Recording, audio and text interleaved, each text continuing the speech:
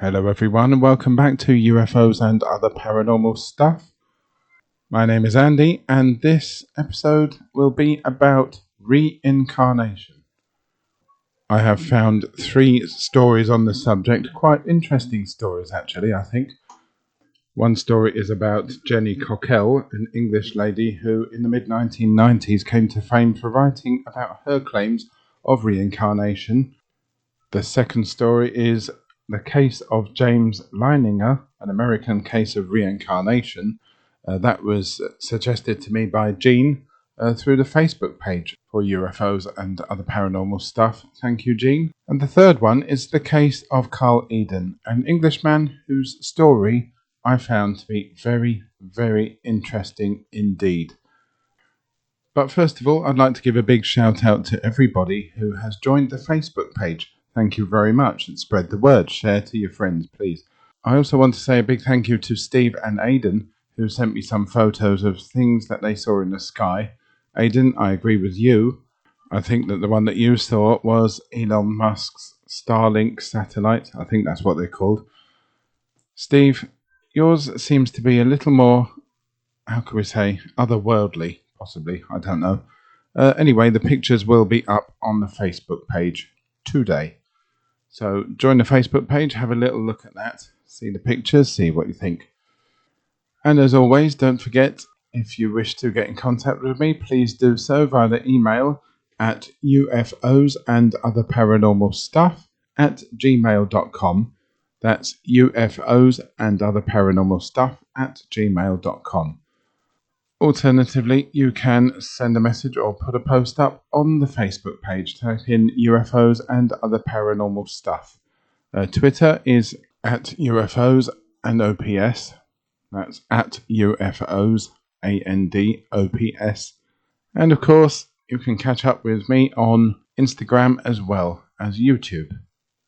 So how is everyone doing? I hope you're all doing well. It's really, really hot now where we are. It was up to 27 degrees Celsius yesterday, and for where we are, that's quite a rarity. And it is nice when it comes about, though. It is better than the cold, horrible rain that we've been having. Hopefully the weather is nice and perfect where you are. Anyway, on with the show. Today's show, like I said, is about reincarnation. The first story is about a woman called Jenny Cockell.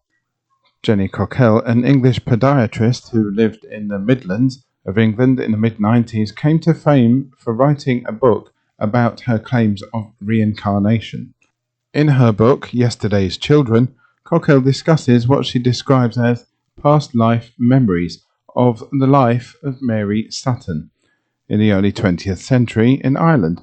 The book chronicles Cockell's research into Sutton's life and her subsequent reunion with Sutton's children, some of whom accepted Cockell's as the reincarnation of their mother, and all of whom accepted her memories as being those of their mother. 30 years ago, Jenny Cockell travelled from her home in the UK to Malahide in County Dublin. She was visiting for the weekend and she instantly started to recognise places in the local area. I noticed that things had changed, like the builder's yard being replaced by a supermarket and the old jetty being upgraded to a nice new concrete jetty, she says. It was a homecoming of sorts for Jenny, but the strange thing is that she had never set foot in Malahide before. That was the first visit in June 1989. Her vivid memories came from what she says is her past life as an Irish woman called Mary Sutton, who actually died 21 years before Mary was born. Cockell describes how reporters from the BBC and the Society for Psychical Research interviewed witnesses who stated that she had spoken about her past lives in childhood and named Malahide as the location. She claims to have drawn a map of Malahide in childhood in front of a witness. Cockell first started talking about her dreams and memories of Mary when she was 4 years old, and after corresponding with a local man whilst researching in 1989. She found the family surname was Sutton. In 1988, She underwent hypnosis, after which she claimed to have recovered a few more memories. One of the places that Jenny felt compelled to visit during her trip was the small house where Mary had lived with her husband and children up until the 1930s. I knew the house was grouped with a few other houses opposite a boggy meadow. When I walked to where I thought the house was, there was just ruins there. I had got there just in time because the ruins were only there for a short time afterwards until a development was built on the land. Jenny, who is now in her 60s and has written about her experiences in another book called Journeys Through Time, first started to get flashes of past lives during her early childhood. I started talking about these memories before I turned 4, and I thought it was what everybody experienced, she says. I had a tiny fragments of dozens of memories, but there were 4 past lives that came through the strongest, and the memories of Mary were strongest ones of all. The most vivid of the memories was Mary's death in 1932 at the age of 35. She had died in the Rotunda Hospital soon after giving birth to her 8th child. I remembered feeling so upset and guilty at leaving my children, said Jenny. There was this sense of wanting to see what had happened to them and make sure they were all right. It was only when Jenny got married and had children herself that she began to think about tracking down Mary's family in Ireland. I wanted to make sure that if I traced the family, I had every detail right, she said. I was afraid that I might find a family quite similar, but that it mightn't turn out to be them. In early 1988, Jenny was put in touch with a regressionist who agreed to put her under hypnosis. Jenny said that she didn't think the hypnosis would work, because despite all expectations, I'm actually quite a skeptical person. It was a frustrating experience at times, and I wasn't comfortable with it until it confirmed that some of the details were spot on. Eventually, Jenny decided that her search couldn't progress any further unless she actually visited Ireland. Just after that trip, she made the connection to the Sutton name, and the further investigations revealed the first names of some of the children. I did worry for a long time about contacting Mary's children, she says. I was very concerned that approaching them could do them some harm. But ultimately I thought I would make contact and leave the decision to them on whether they wanted to talk to me. Jenny put adverts in Irish newspapers and was contacted by John, one of Mary's sons. I felt very awkward talking to him, she said. What should I say? He gave me the details for his oldest brother, Sonny, in Leeds, and I spoke to him on the phone. At this time, a TV producer in the United Kingdom was interested in making a documentary about the story. Before Jenny met with Sonny, the producer interviewed them separately to get their recollections. Always a good idea. In total, 9 pages of information matched with Sonny. It was important that there was independent research by a third party, but for me, this was less about proving reincarnation than it was about finding what had happened to the family. It turned out that most of the other children had been placed in orphanages and that the youngest daughter had been adopted. Only 5 of the siblings were still living when they were reunited in the 1990s. Not everyone was fully convinced that Jenny was the reincarnation of Mary Sutton.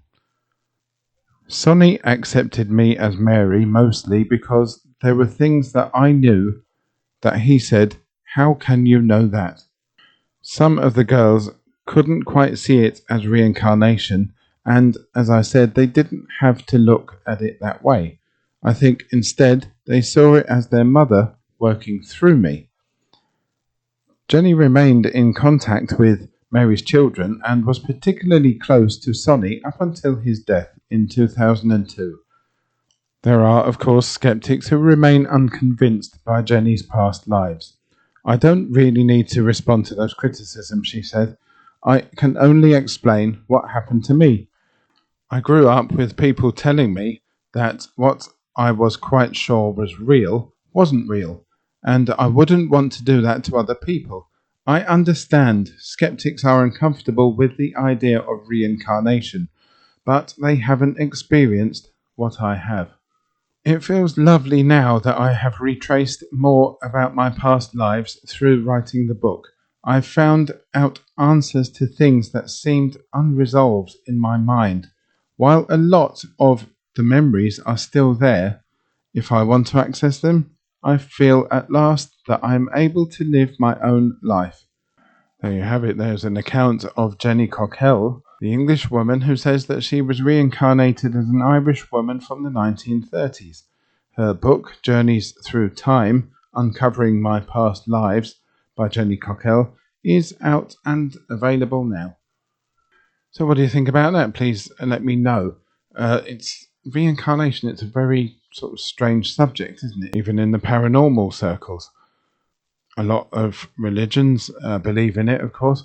Apparently, those in Alaska believe in it so much that they even choose their next parents before they've died.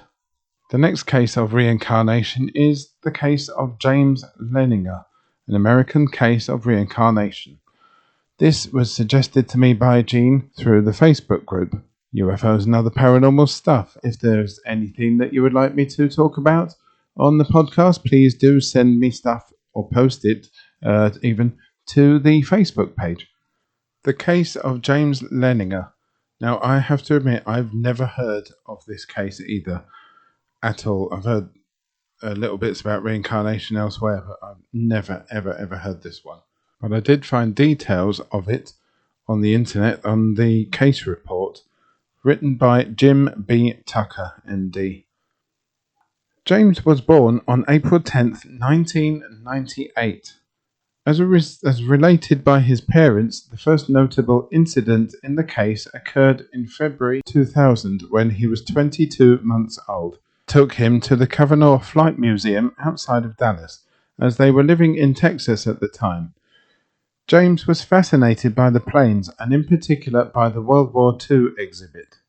When they left after 3 hours, James had some toy planes, as well as a video called It's a Kind of Magic, about the Blue Angels and the Navy's flight exhibition team. James loved the video, and he watched it repeatedly for weeks. The trip and the video started, or uncovered, his love for planes. This passion may have led to some of the knowledge of planes and the flying that James often surprised his parents by voicing. The video, however, was clearly not the source of James's information about World War II, since the Blue Angels group was founded in 1946, just after the war had ended. James and his father made a second trip to the museum later that spring, on Memorial Day weekend. James was again excited throughout this time there, though he grew quiet in the hangar that housed the World War II aircraft. He stood staring and pointing at the planes, as if in awe. Within 2 months of the first trip, James developed a habit of saying, "Airplane crash on fire," and slamming his toy planes nose first into the family coffee table. He repeated this behaviour over and over, producing dozens of scratches and dents on the table. James's father travelled a lot, and when James and his mother would see him off at the airport, James would often say, "Daddy, airplane crash on fire." This happened repeatedly, despite the father's admonishments. Also around this time, James began having nightmares. His behaviour during them seems to have involved only screams at first, but then included words as well. Airplane crash on fire. Little man can't get out. In their book, James' parents quoted him as saying, "Airplane crash, plane on fire, little man can't get out." But in an earlier writing and an earlier interview, they used the shorter quote. James would shout this over and over while thrashing about and kicking his legs up in the air. After a few months of this, he had several conversations with his parents about the dreams, usually as he was preparing to go to sleep. He indicated that they were memories of events from the past. He said that his plane had crashed on fire and that he had been shot by the Japanese. 2 weeks after those statements, James said his plane was a Corsair, which was a fighter plane that was developed during World War II, and he talked about flying a Corsair several times. On August the 27th, in the year 2000, when James was 28 months old, he told his parents that he had flown his plane off a boat. When his parents asked the name of the boat, he said, Natoma. After that conversation, his father searched online for the word and eventually discovered a description of the USS Natoma Bay, an escort carrier stationed in the Pacific during World War II. He printed out the information he found, and the footer of the printout includes the date he did. James' parents asked him a number of times for the name of the little man in his dreams. He always responded with only me or James. A few weeks after James gave the word Natoma, his parents asked him if he could remember anyone else who was with the little man. James responded with the name Jack Larson. One day, when James was just over 2.5, his father was looking through a book he was planning to give his own father for Christmas, one called The Battle for Iwo Jima, 1945. His father reports that James pointed to a picture showing an aerial view of the base of the island where Mount Suribachi, a dormant volcano, sits, and said, "That is where my plane was shot down." His father said, "What?" And James responded, "My airplane got shot down there, Daddy." A week after that, James's father talked to a veteran from the Natoma Bay who remembered a pilot named Jack Larson. He said Larson flew off one day and never returned, so no one knew what happened to him. With the ongoing nightmares, James' parents eventually contacted Carol Bowman, who had written a book about the child's past life memories. They began a lengthy correspondence. Following Bowman's advice, James's mother started acknowledging to him that the events he was describing had indeed happened to him before, while emphasizing that they were in the past, and he was now safe. The nightmares grew less violent and less frequent. James's parents said that when he became old enough to draw, he drew hundreds of battle scenes involving planes. He signed them James 3. When his parents asked him about this, he said the 3 referred to not his age, but to him being James III. And he continued to sign his pictures that way even after he turned 4. James may have thought of himself as the 3rd James because James Huston, the pilot, was James Jr.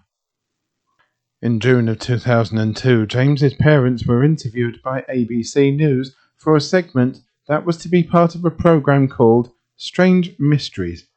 The program never aired. At the time of the interview, Huston had not been identified.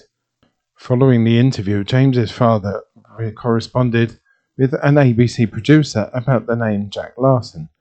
She had a contact at the Center for Naval History who found a John M. Larson. Sometimes people who are called John are nicknamed Jack.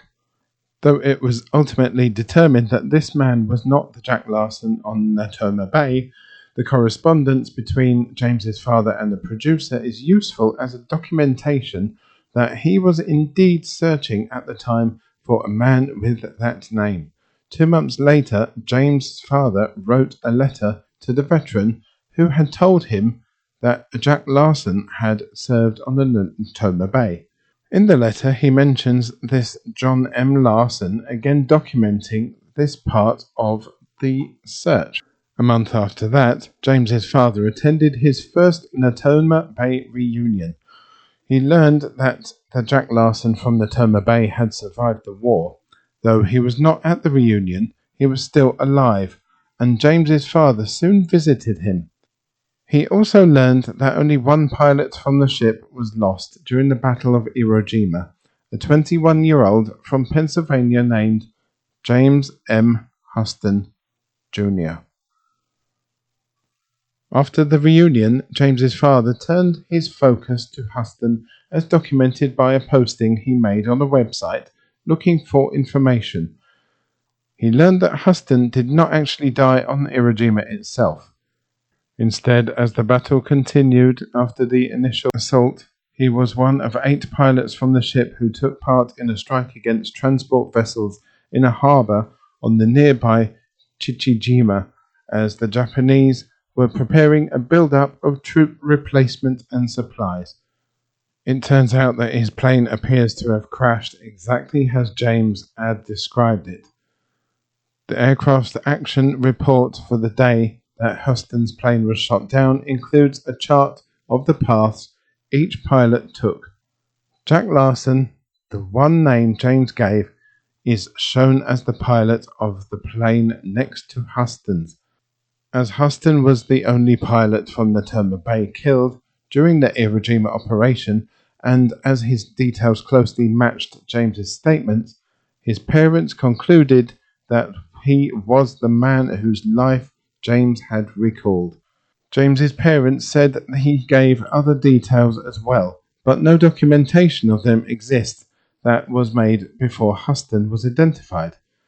James's mother said she made notes of his statements, but that she either lost them or threw them away after she and her husband wrote their book. James's parents reported that he gave details about his family life that they confirmed with Huston's sister in a phone call. She was 91 years old at the time and was unable to recall the details of the conversation from some 5 years before, other than James's mother asked whether her father was an alcoholic at one time, which he was. James's parents reported that he had knowledge about World War II planes in general and about life on Notomi Bay that impressed them. His fascination with flying and World War II might explain his general knowledge, but not his ability to give details about the Notomi Bay that his parents did not know. You have to ask yourself, when it comes to reincarnation, how is it these people, especially children, know very intimate details, very small details about things that happened way, way, way before they were even born. Of course, the internet does hold a lot of information, and people can find out information from it. I don't think that's the case for James Leininger. I definitely don't think that's the case for Jenny Cockell or for Carl Edon, both of whom had their experiences way, way before the internet was even a thing. That brings me on to the third story, that of Carl Edon. Carl Edon was born in the early 1970s in a place just not so far from Middlesbrough in the northeast of England. Ever since he was very young, he had nightmares about fire, about glass, and turned out nightmares about a plane that he was in crashing. Sounds very much like James Leininger, doesn't it? Well, the similarities don't stop there. Throughout Carl Edon's childhood, he would have these nightmares about a plane crashing. The detail of the nightmares evolved a little bit. It turns out that the plane that he was in these dreams was shot down, and of course it crashed. In these terrible nightmares, of which Carl would wake up absolutely screaming and crying, he detailed that his leg had come off. There was a fire, there was glass, his leg had come off, and he was in serious amounts of pain. He also detailed at the age of about 2 or 3 that he was very scared because he knew he was going to die quite soon. Of course, that worried his parents very, very much indeed. They didn't know what was going on. This was the early to mid-1970s, of course. Reincarnation was not the thing that was talked about, of course. They grew even more shocked that during school time, Carl would draw symbols that strongly resembled the Nazi swastika. Questions were raised at school too when he started goose-stepping and performing a Nazi salute. This drew laughter and a bit of shock from the children, but quite a bit of shock and annoyance from the teachers, many of whom would have lived through devastation caused by Nazi Germany to Middlesbrough as well as the rest of Europe during World War II. Carl's father decided to investigate a little bit more and asked Carl some questions about the visions that he was now having and about the nightmares that he'd had before. In the investigation, Carl mentioned that he had been the pilot of a Messerschmitt bomber. His dad thought this was a bit weird. There were no Messerschmitt bombers. As to his knowledge, the Messerschmitt was usually used as a fighter plane, not a bombing plane. Carl also detailed, in extreme detail, the uniforms and the emblems that they had to wear. He also detailed the induction ceremony that he partook when he joined the Luftwaffe. Carl immediately jumped up to attention and performed a Nazi salute when he saw a picture that his dad displayed to him. That picture was of Adolf Hitler. Of course, that did surprise Carl's father. You must remember that in the early 1970s, that any mention of Adolf Hitler, the Nazis, or the war, especially for being on the German side, would have been seen as, basically, for want of a better word, disturbing, to say the least. Carl's father did carry on with the research, visiting libraries here, there, and everywhere, and eventually found out, to his surprise, that there indeed had been Messerschmitt bombers in existence in those days. Unfortunately, Carl's parents could not remember if it was known as a 101 or a 104. Carl's memories and past life dreams carried on throughout his childhood and into young adulthood too. But of course, because of ridicule from friends and the press who wanted their little piece of pie, Carl decided that he would say no more about it. And that turned out to be ever. When Carl was an adult, he started working on the railway. And at the age of 22, he was working at the Lode Hall Grangetown Rail Depot as a relief train repairer. Wednesday, the 2nd of August 1995, was just another normal working day for Carl. He sat in a cabin by the rail track and was interrupted by a colleague, Gary Winter. Gary was actually called Douglas, but went by the name of Gary. Winter was 26 years old and working in a nearby signal box, responsible for ensuring that oncoming trains were going down the right sets of tracks.